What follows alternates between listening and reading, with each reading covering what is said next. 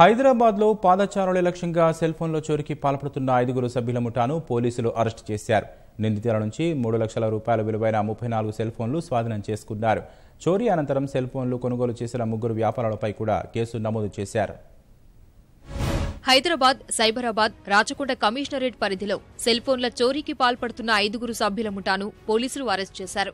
సులభంగా డబ్బు సంపాదించవచ్చనే ఉద్దేశంతో దాదాపు 3 నెలలుగా వారు చోరీకి పాల్పడుతున్నారని సిపి అంజనీ కుమార్ పేర్కొన్నారు. నిందితులు 2 ద్విచక్ర వాహనాలపై వచ్చి చోరీలకు పాల్పడేవారని పోలీసులు తెలిపారు. వారి నుంచి 3 లక్షల విలువైన 34 సెల్ ఫోన్లు స్వాధీనం చేసుకున్నట్లు అంజనీ కుమార్ వివరించారు.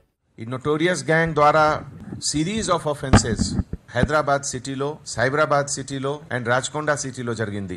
ఇదిలో 5 members are adult and 3 members minor ఉన్నారు. 5 మెంబర్స్ లో లీడర్ సయ్యద్ హారూన్, మొహమ్మద్ జుబైర్, మొహమ్మద్ ఫహద్, మొహమ్మద్ మొహసిన్ ఆలం, మొహమ్మద్ జుబైర్ ఒక సస్పిషియస్ సర్కమ్స్టాన్సెస్ లో they were moving in that area. Checking టైంలో మన చెకింగ్ పార్టీ ద్వారా they were stopped and intercepted. Immediate interrogation and recovery prakaram total 34 cell phones ki recovery jargindi. 2 bikes, 2 motorcycles which were used for the offense. Ee bike ki kuda recovery jargindi. They have confessed 15 cases in Hyderabad, 12 cases in Cyberabad and 7 cases in Rajkonda.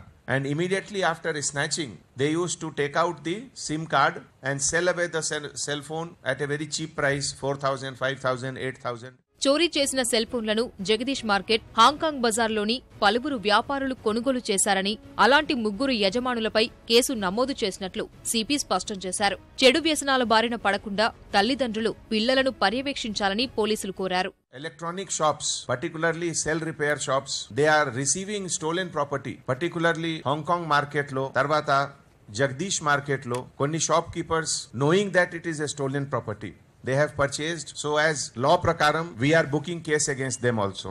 Parents ki oka appeal chestunnamo. Ee gang lo kontamandi minors kuda unnaru. Enta young age lo oka criminal bent of mind lekapothe association with criminals idi manchidi kaadu.